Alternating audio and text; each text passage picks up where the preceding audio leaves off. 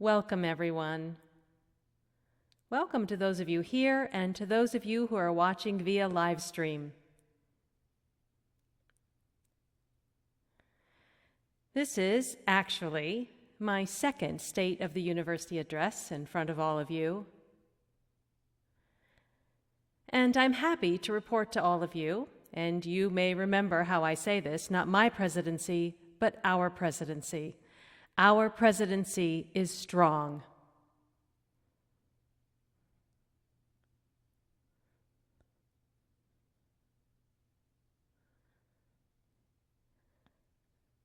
What's important is that today I'm going to be sharing with you some updates about a number of different things. Of course, we have our Gallaudet 6 priorities, and those priorities have been shared with the community. Some of you may not have seen them, and some have, so let me show them to you now.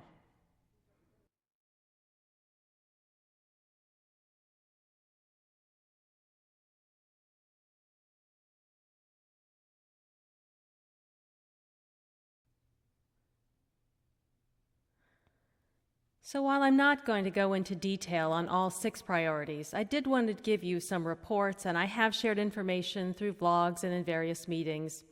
But what's important today is to focus on some critical things that you all need to know so we continue the success we've had throughout the upcoming year. First, and always of most importance, student success and academic vitality.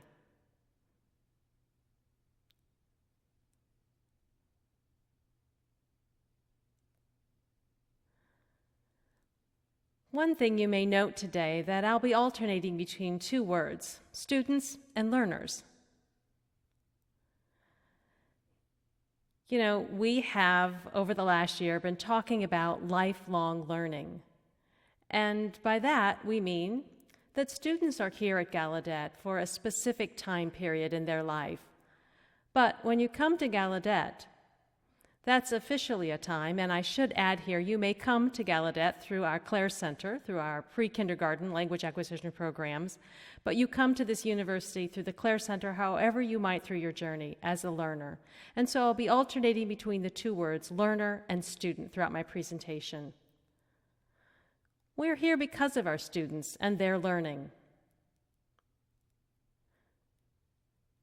And while we recruit students, we work to retain students, it's important that we know that our ultimate goal is and always has been to create innovators, change makers, and leaders. And that has been Gallaudet's legacy that has been carried on throughout the years. And that continues to be what we do and our mission.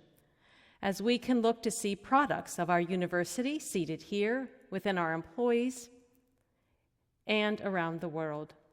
There is no place like Gallaudet. No place creates the kind of people that we create here at Gallaudet University.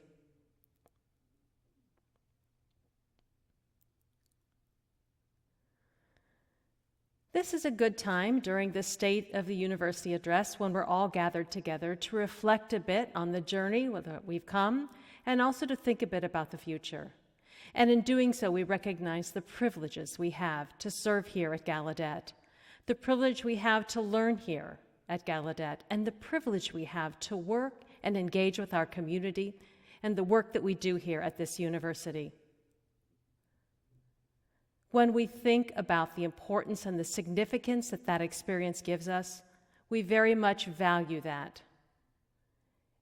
And with that value comes a responsibility. A great responsibility to continue to work towards achieving the mission of Gallaudet University. That is our collective responsibility.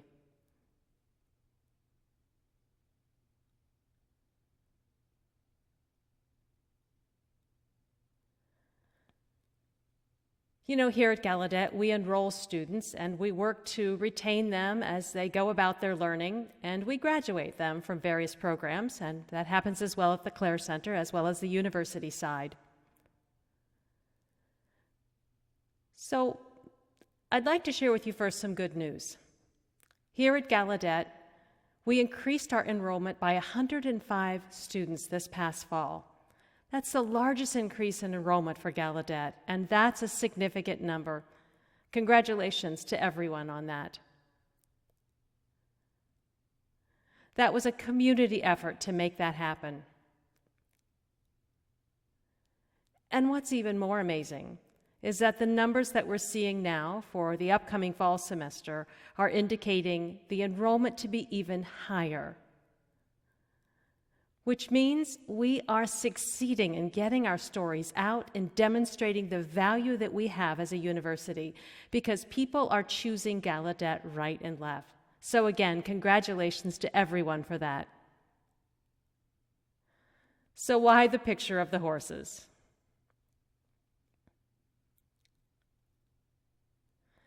I was told the story some time ago.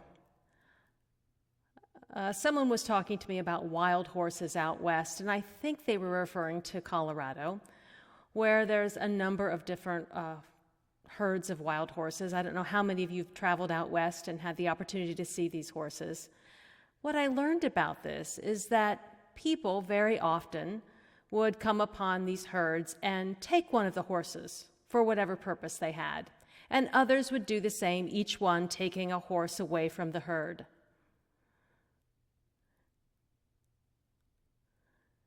People didn't think that that was a concern, that taking one of these horses had no impact on the horses at all. But it was realized that, in fact, the horses has a social structure. And when one single horse is removed outside of that social structure, the structure is changed, and it shifts in a negative way. The structure becomes weaker as a result. And the same holds true for our community. When we invite people to learn with us together as a community, every time a single person leaves our community, we suffer a loss. With each person departing, we become weaker and suffer losses. And for that, it is critical that we recognize and see every person as a valued member of our learning community. It is our job and our mission to make sure we retain our learning community and to keep it intact. Because every single person brings with them a perspective, experiences, wisdom and knowledge, heritage from their family and their life experiences. And when they leave our community, we suffer a loss as a result with each and every person. And they as well suffer a loss. The most wonderful story I hear is when people tell me that they've returned to Gallaudet after having left. For whatever reason, they may end their studies and leave Gallaudet before they finish, and yet they return to finish what they started. People know that when they leave, they may leave to become more mature or work on something. But there is a loss that's suffered, and they feel the desire to come back and finish their degree. You know, their degree is the #1 predictor of lifetime income. And it's our job and our responsibility to make sure that our community and all of our employees provide opportunities, employment opportunities for our learners. And that's why we're here. It's important for us to keep our community strong and intact. And I will add, wild, just like the horses.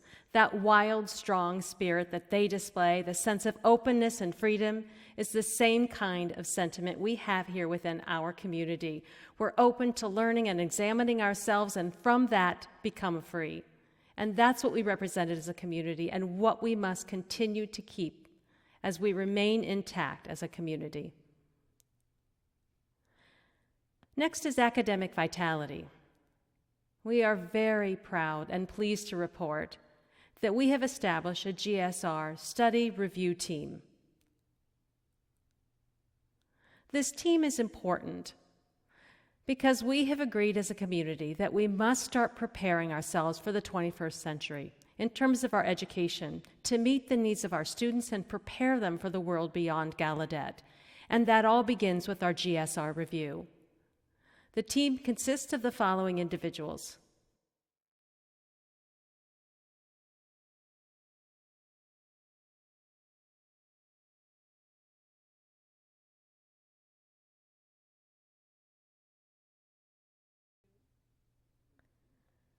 So this team now is studying and working. Actually, am I missing anyone from this slide? Let me just check. No one's missing? Okay, good to know. This team is co-led by Leslie Rock and Lindsay Bucco. They will be leading the team for the upcoming year, and they'll be studying a number of different bits of information and ideas, understanding better how to design our GSR programs here at Gallaudet. I encourage you to look at the individuals on this list and learn more about what they're doing. They'll be sharing updates with you from time to time over the year about the progress they're making, and they'll also ask many of you to be part of their process. So please volunteer, share your information and your wisdom with those on this group.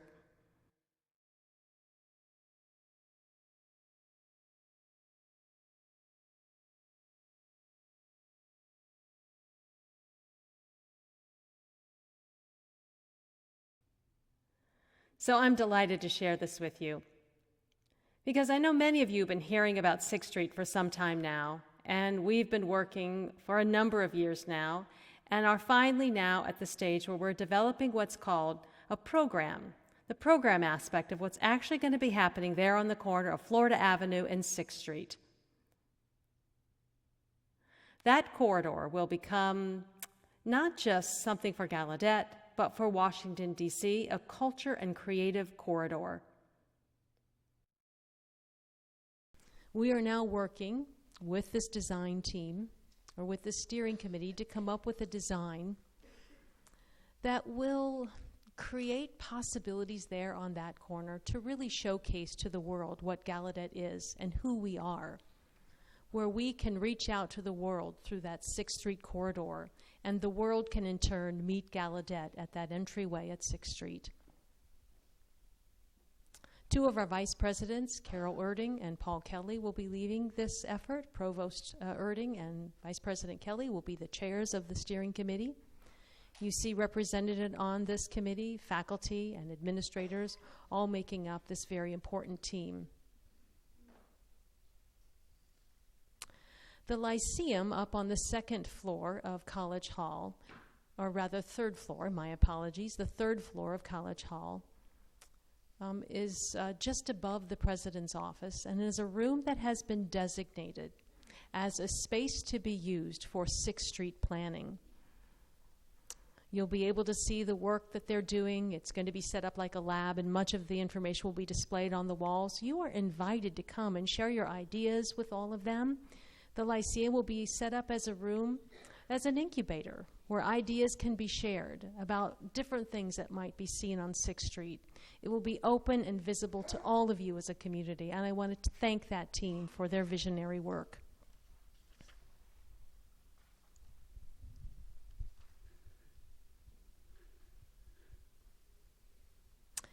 I know many of you heard me talk about this idea of citizenship.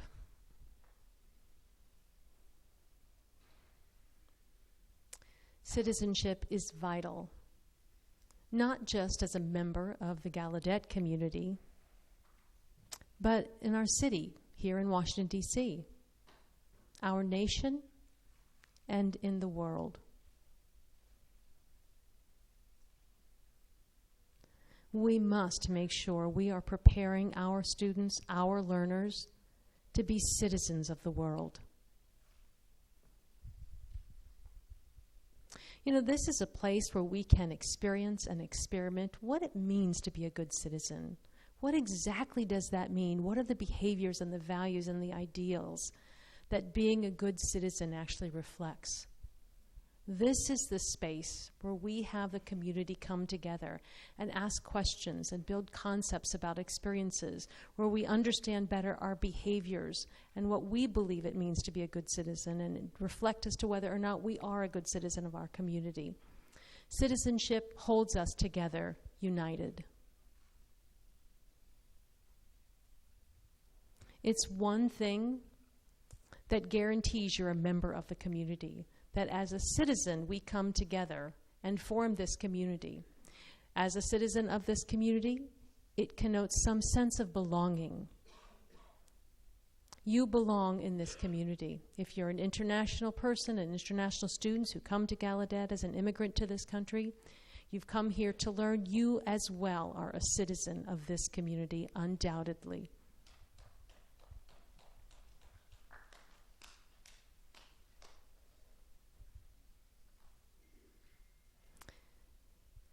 It's also important that I share with you a test of citizenship that will be experienced in April. There will be Gallaudet Hill Day, which will be happening in April. And that's a day where many of us will be traveling to Capitol Hill to visit with Congress.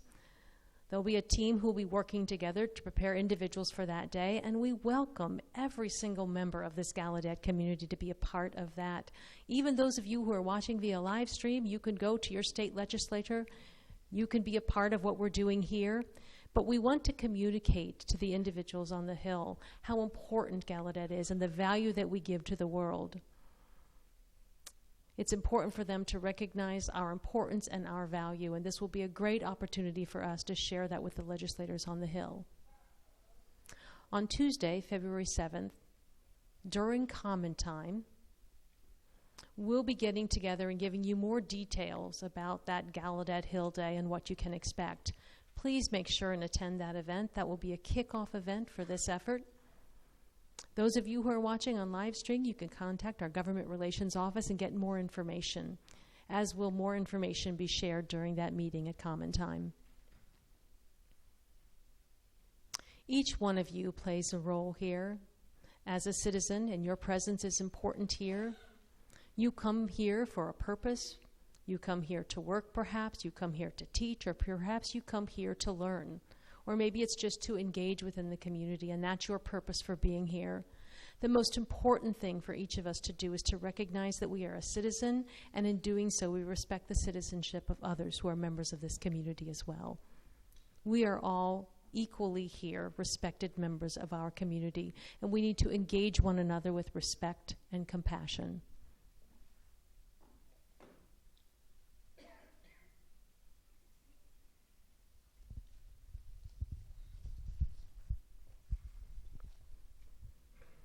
You know, when you have strong citizenship as a foundation, you can begin to build strong communities. But communities just don't happen naturally and automatically. Community building actually happens through relationships that are formed. It's through relationship building that we build communities, when we're curious about other individuals and when they're equally curious about us, when we come together to learn from one another and what each other's presence means to one another in terms of our own learning. It's through those associations that we build community.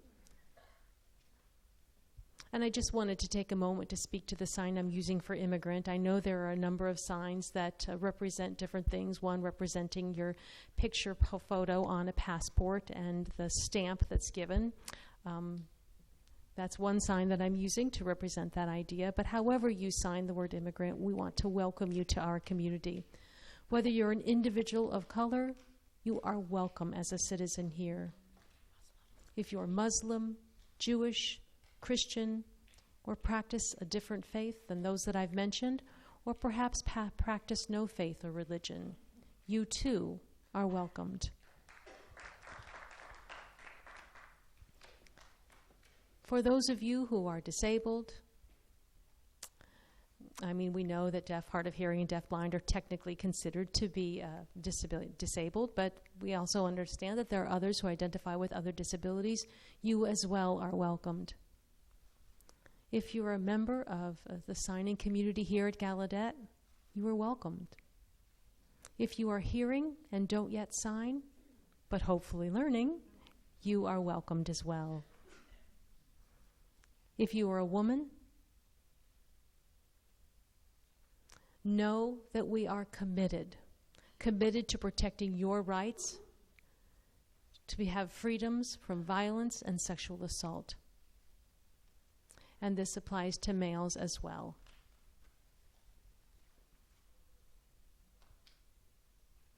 So all of us, every single person is welcomed here. I did want to mention two other groups. If you are a Trump supporter, you are welcomed. If you are a Hillary supporter, you are welcomed. If you support Jill Stein, you're welcome. If you support any other party, you are welcomed here. All political thoughts and perspective are welcomed at Gallaudet.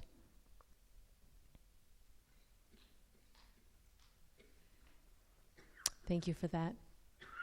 And this is important. All are welcomed.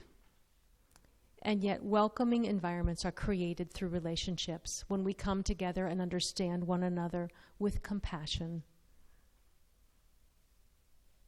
Your daily actions are essential in how they influence people's feelings and their sense of being welcomed. Each one of you owns that responsibility. If you feel somewhat removed, like you don't belong, find a way to engage.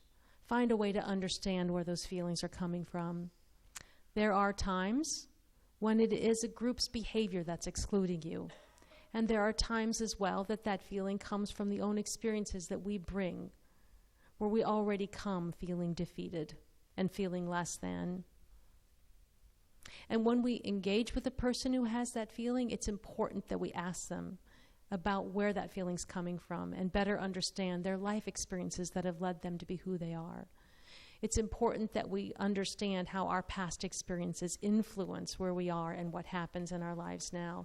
That's one layer of analysis that needs to be happening, and then look at others' behaviors. Where can we ask for clarification and understanding as to why we're feeling a certain way that we are? Engage in dialogue through asking of questions, because once those conversations start, they are powerful, and they can change all the lives of every individual involved. Transformation is possible. We can become an even stronger Gallaudet in the years to come.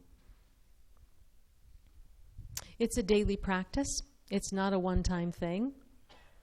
I certainly know that's the case. It's every single minute of every day, every hour. We have to continually self-examine ourselves and be mindful of ourselves and our relationships with other individuals, recognizing the impact we have on them.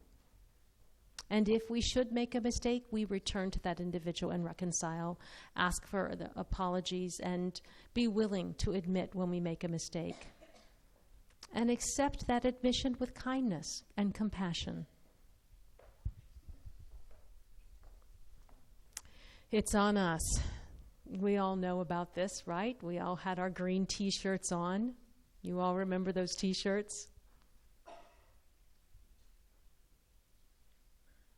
You know, this is typically associated with sexual assault and violence on campuses, where we show as a community that we can change, that we don't have to wait for something to happen to change, but we can come together. It's on us, it's our responsibility to take change. And this continues to be a place that we want to ensure that is free from sexual assault and violence. It is on all of us, each and every one of us. But I wanted to take a moment to talk about why I selected this picture. It is on us. And this ties right into the story of citizenship and community building. But it also leads to something else, and that's Title IX. I have to say, one of my greatest learning moments occurred last fall with a group of students. We all know students are important, but students were asking me questions about the investigation as it related to a Title IX case. And it was then that I noticed that we've sort of commingled this idea of a legal process with community healing, that somehow there's been an overlay of those two components. And what we learned together was this notion of I heart consent. Students began talking about what it meant to give someone consent. And that experience was a wonderful way of showing how a community can come together and heal. I understand that it's a small part of that healing process, and I'll be able to update you a little bit more. Going now to the hose situation, I know there's a lot of conversation and was a lot of conversation over the spring about the hose investigation. There had been a formalized investigation that was conducted. And as you know, when it comes to Title IX, there are many details that are not allowed to be shared. There are legal restrictions, but two very important things I wanted to say is that the investigation is ended. Individuals have been identified and findings will be shared with each of them.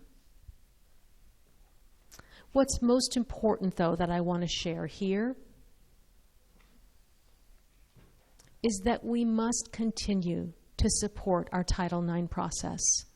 And please know that we have taken an approach within this investigation that supports what's already in law, in legislation, that's related to restorative justice. that affords a way to bring healing and resolution for those individuals involved. And we continue to emphasize that the culture around this campus absolutely must be one where we respect and value every single person of this community. Assault and violence are unacceptable.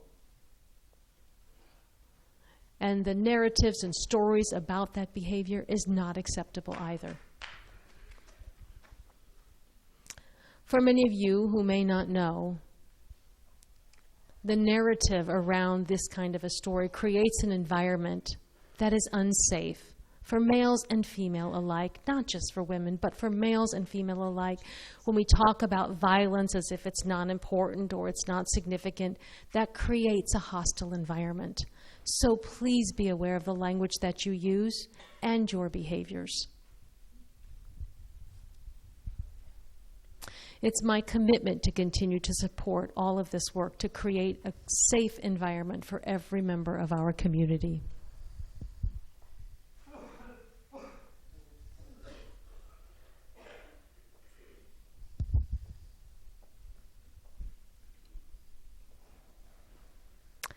Last fall, or rather last January, even before that, when I was negotiating with the students, I committed to the students that I would create a diversity strategy team. And we did that last spring.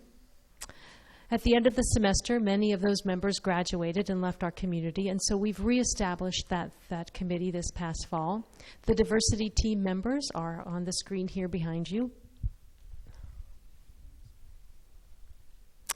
Two things that were different this time around. This time we are actually asking each of the governing bodies, the students, the faculty, the staff governing bodies, to submit names of nominations for individuals to serve on this team.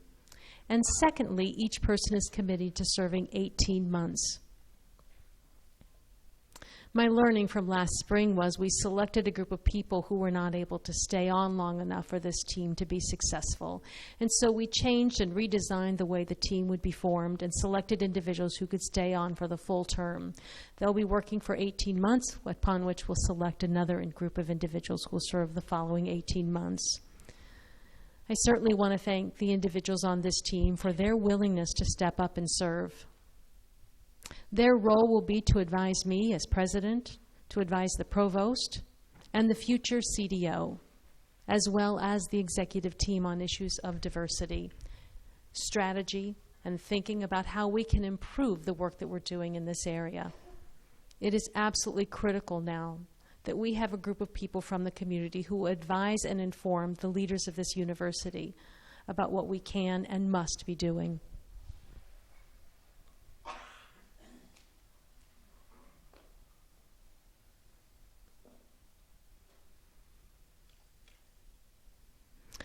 I want to share with you that our CDO search that was started this past spring has ended. We have relaunched the search with the forming of this group. I have 2 co-chairs now who will be serving on this new search committee. Chief of Staff to the President, Heather Harker, is one of the co-chairs, and also Gaurav Mathur. Those 2 individuals will be leading this search committee. Our hope is to be able to select an individual as CDO by the end of the spring and have someone here no later than fall. It's not lost on me that I said this a year ago, but as with many things, it's also what we learn through a process that's just as important as the outcome. So the team who conducted that last search worked very hard, diligently, and mightily, I have to say. And we have learned a lot through that process. A tremendous amount of information has been learned. And with much regret, but with great pride, I want to share with you that we will continue to work on this critical mission for the university to hire someone full-time for this position. It has been 4 years and 114 days, and yes, we are counting, since we last had a CDO here at Gallaudet. That's an awfully long time, and we are committed to stopping that clock. Thank you.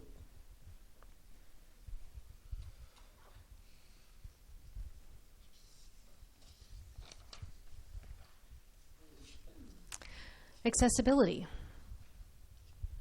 We have to be able to commit to accessibility to one another. As individuals and as an institution, it's our responsibility to do so. I want to remind you, when you see something that's not accessible, don't ignore it. When you see something, report that. And if you can, do something, whatever you could do within your area of responsibility to fix it. Report it, let someone know something needs to be done to make something that's not accessible accessible. We are finding more and more instances that there'll be a problem with accessibility. And the chain of communication has just broken down.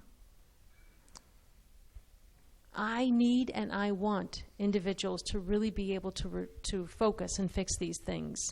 But we need to retain that chain of communication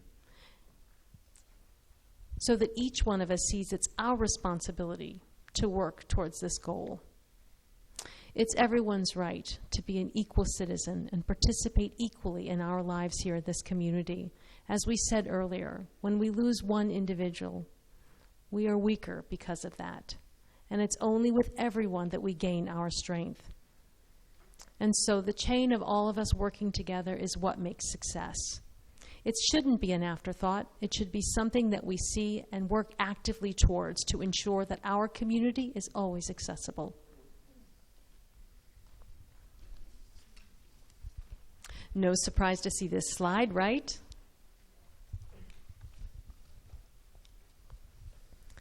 You know, this is one of the hallmarks that I talked about when I came to this university, and I shared my desire with all of you. And now we have established a task force for bilingualism.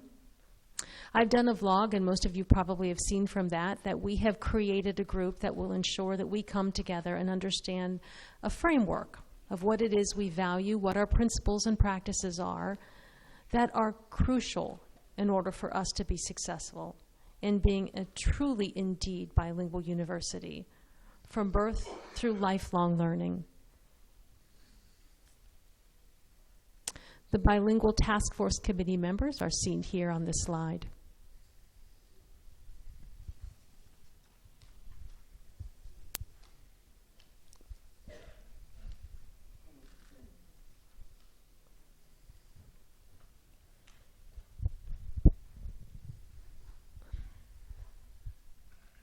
Just like with citizenship, the discussion of bilingualism is not just held within this team. This team needs every single one of you.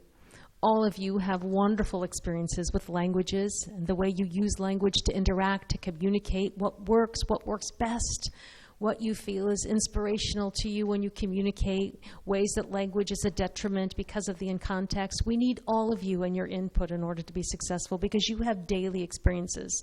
Your wisdom is needed within this group. Find someone you know who's a member of this group, 2 or 3 people, and share with them your experiences. Make your experiences known so they can add it to their experiences. What's important with bilingualism is that we consider sign language, as we know here, being American Sign Language, and language in its print form, and written and spoken form, in this case English, that we here in America and Gallaudet recognize those are our 2 primary languages, American Sign Language and English. Yet even so, we know there are a number of different languages that we in our community use, many signed languages as well as many other languages that are spoken and written. And bilingualism is about including all of those languages within our university.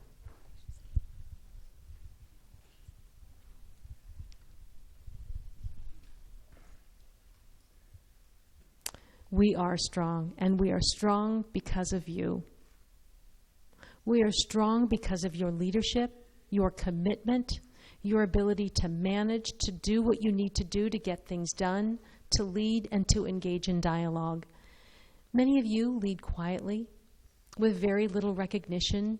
You do your job on a daily basis, getting done what needs to be done, and we recognize you as well. You may not get the accolades on a daily basis, but from me right now, I want to say you are very important to us. Students who come here every day and study and go to classes, we thank you and we recognize we are stronger because of your commitment to learning. We are strong because we are all learning, and we model learning every day. Without you, what would Gallaudet be? So thank you. Thank you for all of your hard work and your participation in this community, Gallaudet.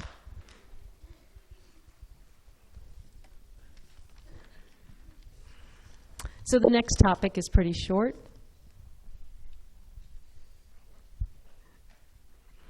You may remember, I remember it well. When I first came here, we talked about Gallaudet's values and needing to identify them. Well, I've spent the last year really noting a number of different things.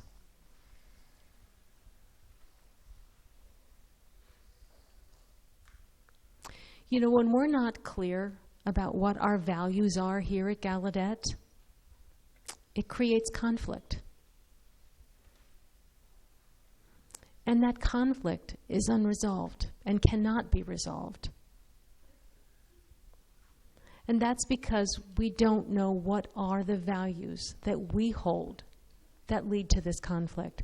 Conflicts are often a result of not conflicting, but rather competing values. I value efficiency, let's say, where somebody else values effectiveness.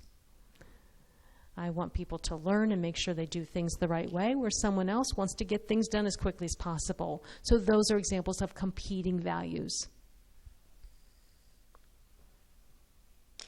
Oftentimes, it feels confrontational and argumentative. But when we take a moment and recognize the values that we each hold that drive that conversation, it can help. So I'm curious, and I'd like to begin today, just briefly, having you look to the person beside or in front of or behind you, or even text someone who's not here right now. I want you to identify 2 or 3 values that you see present here at Gallaudet every day that are important to you. What are Gallaudet's values that you believe should drive what we do here every day? So look to someone, take a moment with another person, and just share those values and ideas with one another. What are the top values that you see here at Gallaudet?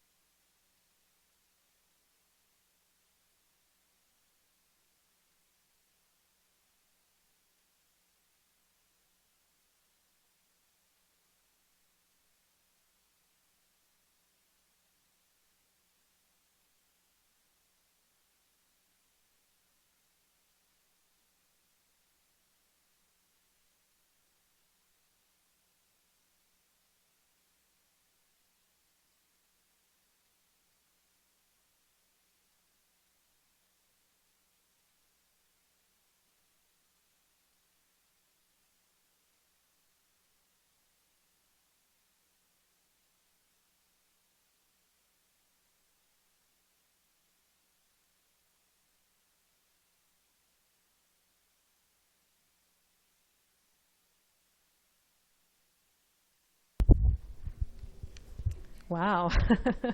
I'm going to have to ask you to stop here for a moment. This is great. It's wonderful. I mean, the energy in this room just exceeded what it had been previously. This is great. It's clear that you have a lot of thoughts about our values. And so now, I'm curious. I'm going to share with you next our credo and the values that are seen in the credo. It's available on the web as well, but I'm going to show those for you now, and I want you to take a quick look at what's here.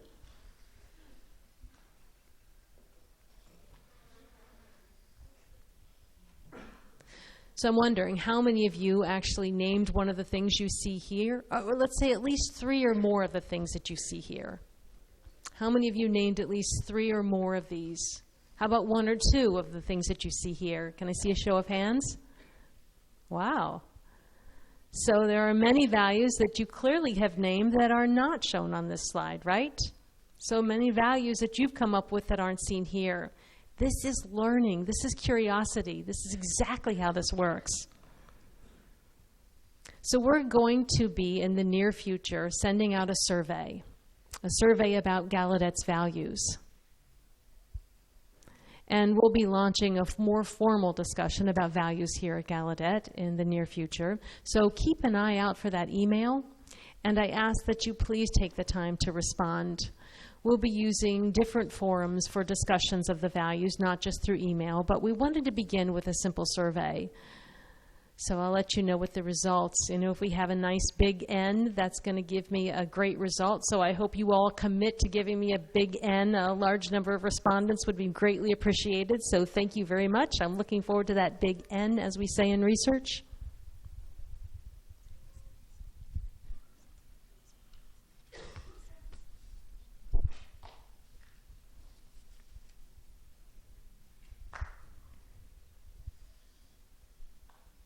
I see a number of you applauding this slide here.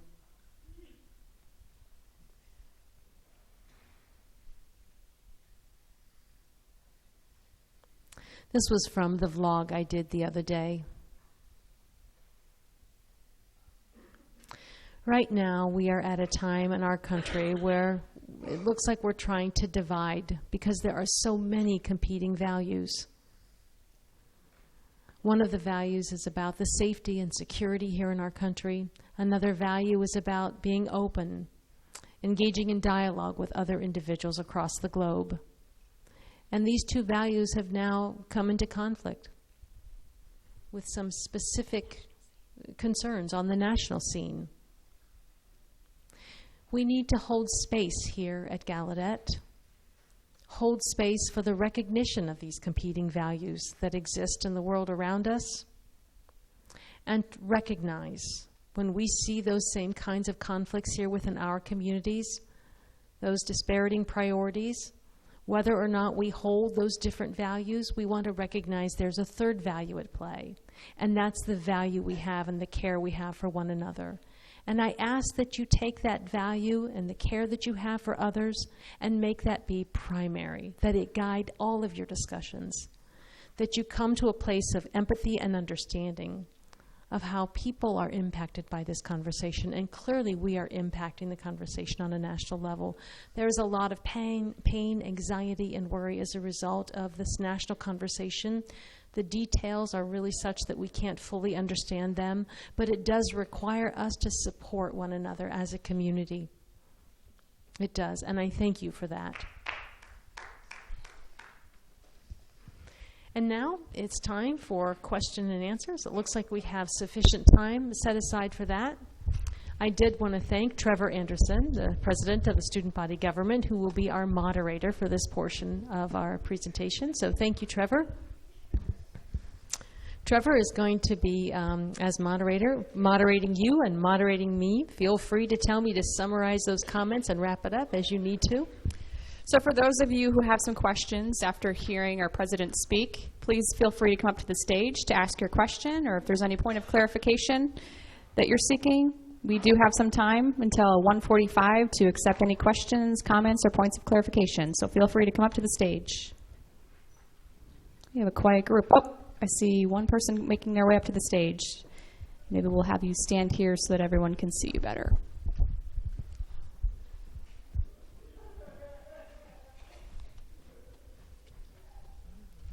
So can you introduce yourself and tell us who you are? My name is Owaser, and I'm a senior. And my question is in regards to you talking about the values. And looking at the list that you showed us, respect and diversity, I know that those are two issues that we see happening today. And so how can we focus our efforts to improve in these areas? And would you like me to stay on stage while you answer the question? You know, this is why I talked about citizenship. This is part of why I mentioned that. I have a story that I wanted to share with you. There was a man who came to Gallaudet, and some students and staff were able to engage with this gentleman who visited. His name was Ron Dellum. And he was actually one of the first African American individuals who was elected from a predominantly majority white district in California. He was a House of Representative in Congress, and he established the first African American caucus in Congress as well. So he came to Gallaudet asking how he might get involved, which is a great benefit for us. So he told a great story that I think really reinforces my presentation in response to your question as well. The story that he shared was that if you're a person of color and you're approached by the police, you typically will back off and raise your hands in the air. And he said, you know, in some countries, doing that is actually a sign of aggression. That's a physical sign of aggression when you greet someone that way. So he would tell African American young males that maybe that's not enough to take that stance. Perhaps it would be better to get on your knees or maybe even lay prostrate on the floor. What is it and when is it enough that we ask of an individual to do when they find someone from the law enforcement? And he was at Howard University, and he told the students there that rather than putting your hands up that way, to respond by saying, I am a citizen. That is so powerful because it reminds the police that you are a citizen of this country, that you are here legally, that you have rights, you have the right to be treated as any citizen would be.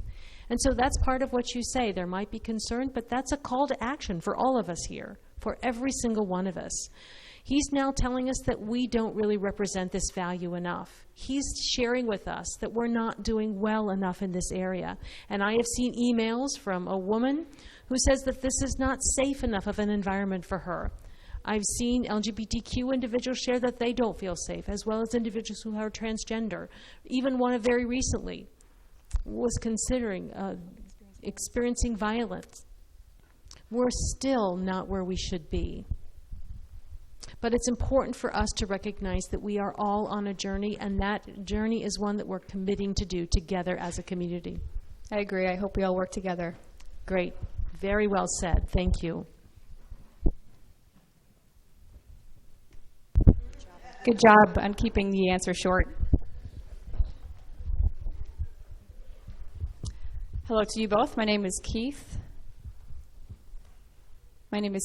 And I know that some individuals have already left the room, but I did want to ask you maybe if you could talk a little bit more, and maybe even to talk later on about 6th Street and even the Lyceum and what that process is going to mean to all of us, what your input is, and how we can really build strong community engagement for the developments that will be happening there. Thank you for that question. And I know you are part of the entrepreneurship program and Think Biz. You're busy operating all that and very excited. It's important to mention your role there. Ben Bahan, a faculty member, Professor Bahan, as well as, Dr. Ben Bahan and Dr. Laura Ann Petito. Both of them are faculty members who will be leading that work. They will be sharing information and updates with the community about what's going on. And I would expect that they would certainly involve you in ways that are appropriate. If you have questions, please feel free to reach out to Provost Erding and Vice President Paul Kelly. If the two of you wouldn't mind standing, please. Provost Erding and Vice President Kelly. If you all have questions and you don't feel that you're a part of what's happening, make sure and talk to them. They can find out ways to engage you more so. And I was thinking not just for myself, but what everyone else in our community can do to get engaged. Absolutely. In fact, a team has just been established. This team has just been established. They're getting organized, so lots more information to come. I'm just checking to see if I've missed anything. It looks like I've covered it all for now. And even with the experience that I've had in the past in doing this work, the more that we participate, the better results we'll see. So I'm hoping that more people will want to get involved. Thank you. And one last thing I wanted to add. That we as a team remember that, many of you back in 2008 did charrettes and you came up with different ideas. All of that work is not forgotten. All of that will be included in the work that's moving forward. So it's not forgotten. Looking forward to it. Thank you.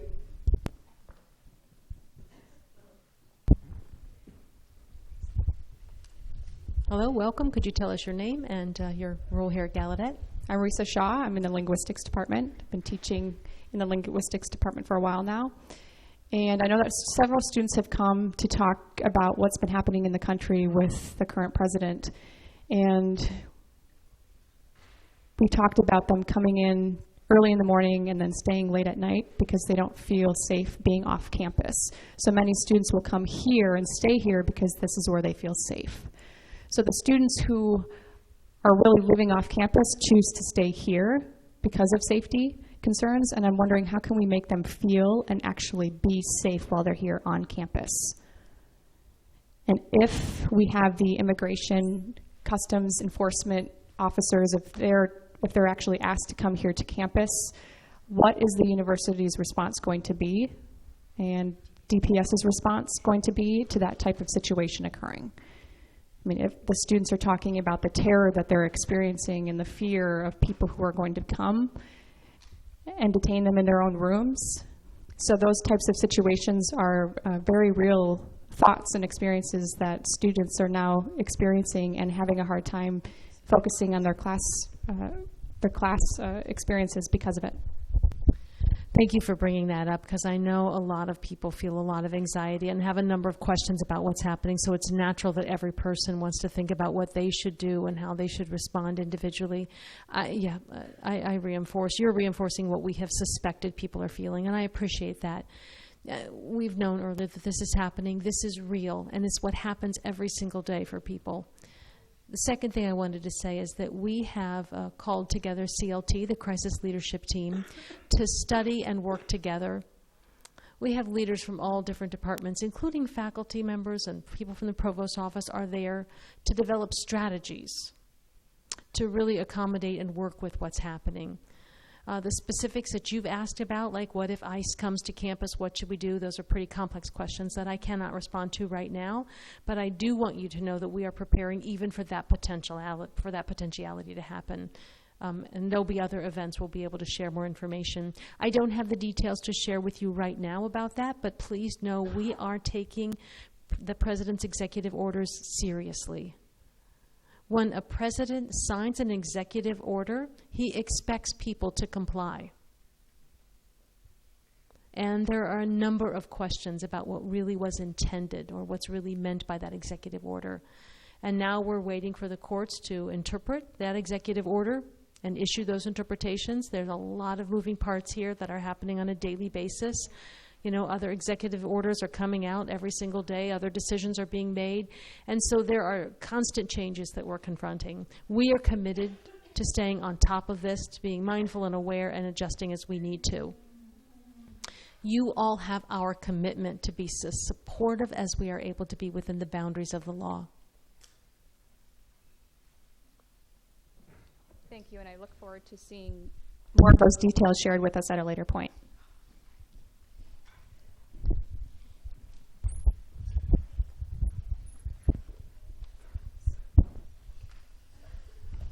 Hello? Hi, I'm Meredith, and I'm a staff member, but I'm actually asking a question on behalf of the student who's an undergraduate student who is not able to be here. So I'm bringing your question in their stead. Great. So for our liberal arts program, I know that we've seen that the numbers have started to decrease, and we've seen that there's been an increase with business and with the technology departments here on campus. And we've seen that there have been some staff members who have retired, who have left the university, and that their class sizes are now shrinking as a result. So being that Gallaudet is a liberal arts university, what can we do to make sure that that continues to be our focus and how we can continue to support the programs that are here? So if the student watches later, thank you for that question, and also thank you for delivering that question on their behalf. As a small, and we are a small university, you know, we're not like George Washington or Georgetown University. You know, when a person retires, it has a significant impact on us. And so part of what we have began to recognize is that we need to start strategically developing a vision in terms of how we can use the resources we have most effectively to be the strongest liberal arts college, small liberal arts college that we can be. Here at Gallaudet, we know that now, and people around the world support us because we want to prepare people for being able to navigate the world, and the best way to do that is through liberal arts education. So we'll never give up that component of who we are. The short-term impacts of retirement and change is certainly significant, the student experiences in an immediate way, but our commitment is strong. Because, students and learners, all of you must be able to continue to be able to think critically, to be thoughtfully engaged in conversations, to be able to critically analyze issues and the context around us. That's part of our own intellectual and emotional development, and those are all components of a liberal arts education. And with that, we need to ensure that we have allocated resources in the right place to retain that kind of strength. GSR is beginning their restructuring to reset the foundation, which will then be built on over the next couple of years to strengthen our liberal arts education. Provost Erding, would you like to add anything to what I've shared? No? Okay, great, thank you.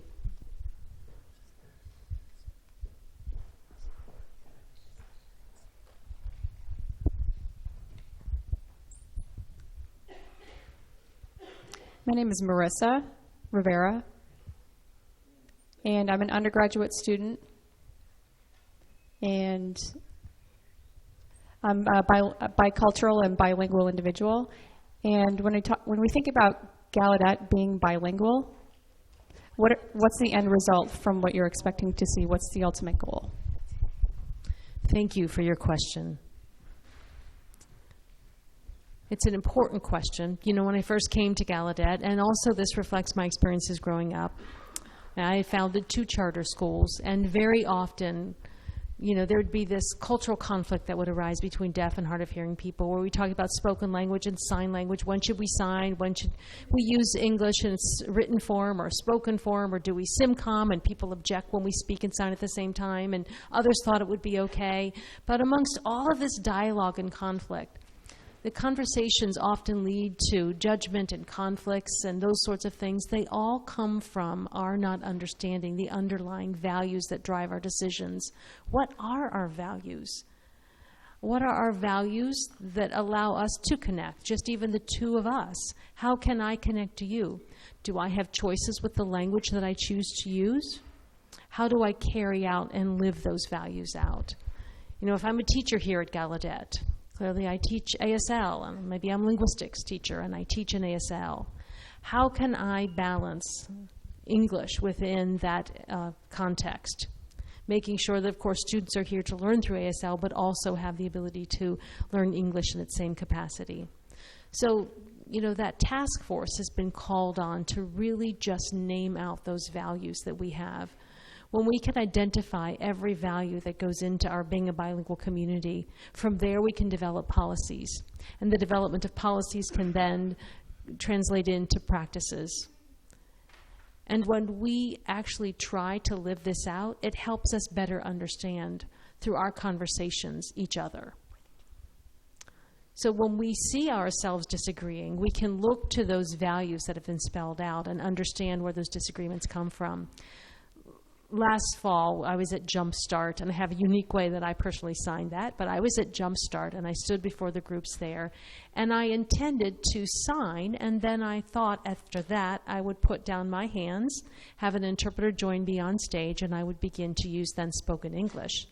That's always been a habit of mine, being around people who speak English. I would typically SimCom, signing and speaking at the same time.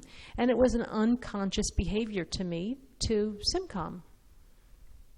And 30 seconds, before I do this, or as I start to do this, I would stop. But I thought about doing this, standing on stage and speaking or SimComming for 3 or 4 minutes, and I happened upon a wonderful conversation with this group of Jumpstart students. Let me tell you, it was a wonderfully engaging conversation. And we talked about the difference of access through captioning versus an immersion experience, where you may miss information, but you're completely immersed in the language environment. And so I got a beautiful email from one of the students who said to me after that conversation, "Thank you for talking," because that individual was really able to relate to me in a different way than they would have otherwise. Now, I have since committed to signing.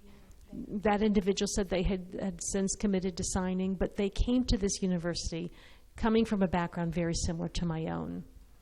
I use spoken English, but my parents did not. So how do we place value around these kinds of topics and these kinds of discussions, because they are complex? As your president, I need to understand every student who comes to Gallaudet and ensure that they belong in this community. whether or not they use spoken English. They must have a sense of belonging. Of course, we want to make sure that you all develop proficiencies in the English language in its written form. But as a community, we all thrive together when we engage in these kinds of discussions. So I see the Bilingual Task Force as a place to really delve into what it means to have a conversation in this context. And then I would encourage you to have these same kinds of discussions amongst yourselves. Because, you know, we are greatly influenced by the world that's around us. The world out there is very different from the one we create here, and we are a product of that world. It's brought us to where we are, and it's important that we look at who we are as a result of that. A liberal arts education really asks us to analyze and critically think about who we are and the question at hand. And one last thing to say, I do have to share one story for you. There was a professor at a fairly large university, prestigious university, it was an Ivy League school, who asked me a question. They said to me, if there are two deaf students who are able to text with one another and they choose not to sign but rather to text, will not that then become the norm? What a powerful question, right? Would you give up signing with someone and just text rather than ever sign?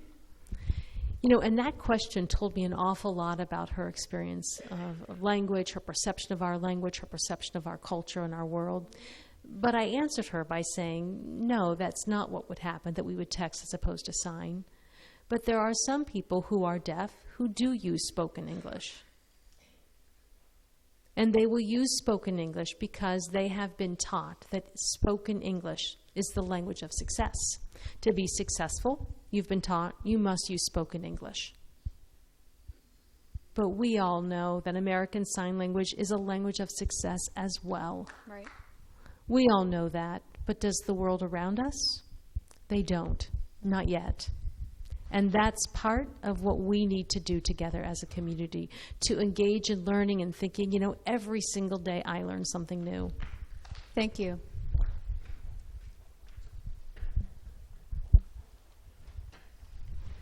How are we doing with time? Yeah? We have about 10 minutes left, Great. and then we'll have you wrap up, so maybe 5 minutes before we wrap up. I'm Kirk Van Gilder, and I teach here in the GSR course or program, and I know that there was a large meeting that had happened last fall when I was here, and there were different religions that were represented, and thank you for your office for making that event a success. I want to think about how can we really transfer the success and invest in ways that we can enrich the Gallaudet community.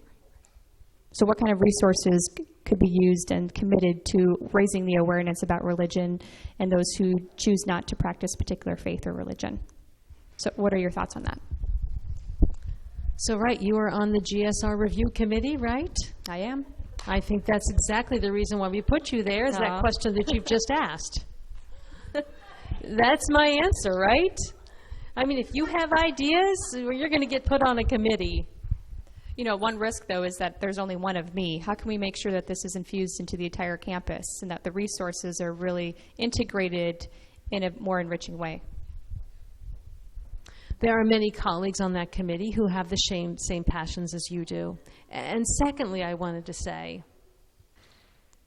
we all understand that liberal education is not limited to just studying social studies and science and computer science. It's also about developing yourself as a spiritual person and your spiritual experience.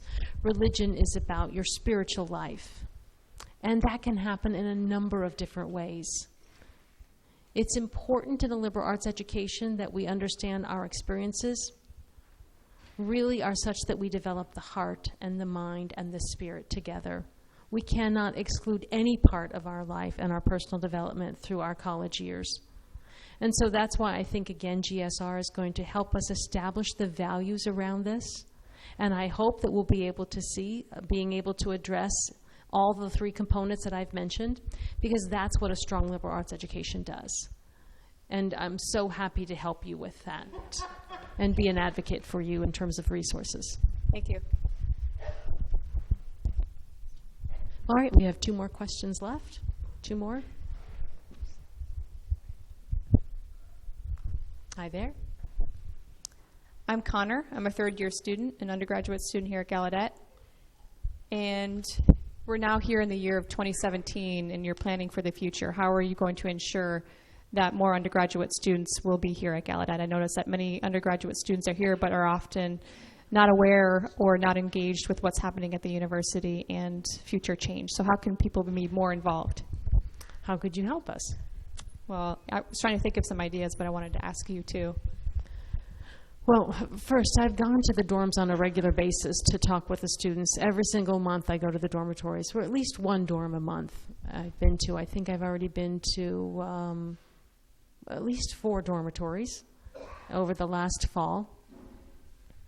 I will continue to have direct interaction with the students in the dorms. We also bring students together at NPR to engage in dialogues, and I want to continue to do that sort of thing as I've done in the past to get a pulse of the students in terms of how they're feeling and how they're doing. I really think this goes back to understanding our common time usage and what the students think of that time and the purpose of that time. You know, there's a reason why we've set aside that time, but we want to look at the values and the value that students place on that time. That seems to be less of a value these days because the values, the behaviors are not really following what was intended through the values. And do you have a sense as to why that might be the case? I don't have an answer now, but I'm just wondering, wondering how the students can get involved because they do have a lot of free time. I won't deny that.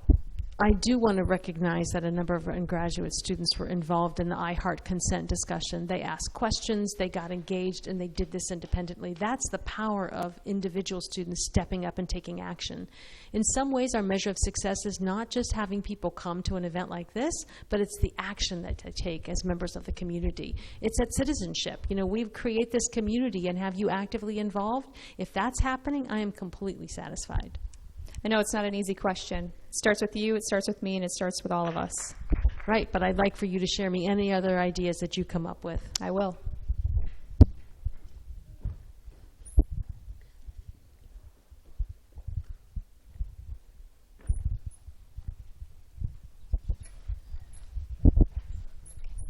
Okay, go ahead with your question. My name is Raffaello Mazzio, and I'm in the linguistics department as a PhD student. I'm representing the Graduate Student Association, and I have a question because of the fact that I'm an international student. I know that you had mentioned values and core values, so I have a question for you. I know that you're a very busy woman, but my suggestion is why don't you go and visit the dorms more often? And maybe set up some meetings with different staff, faculty, and students, and to gather feedback and making sure that Gallaudet is a safe place. So what do you think about doing that? So I want to make sure I understand. What you're asking is that I should perhaps have a separate meeting with staff and faculty and students who are international students? Yes, and maybe to meet with them at least once. I think that would be nice. Right, especially given the time that we're in right now. Yeah, I am very open to engaging in that discussion. I think that it is very timely and appropriate that you ask this question. I meet with faculty regularly. I meet with staff separately. I do have meetings with students as well. There are international individuals who are representatives of each of those groups, but maybe a time of you all getting together as a group to interact with one another. I'm looking to the provost and my executive team to see whether or not maybe we can do something like that, but I will take your ideas and feedback on that. Thank you. Thank you. And now we'd like to give you the last few minutes to wrap up. Thank you very much, Trevor. Trevor, very nice job. SBG leadership, your leadership within SBG is just wonderful.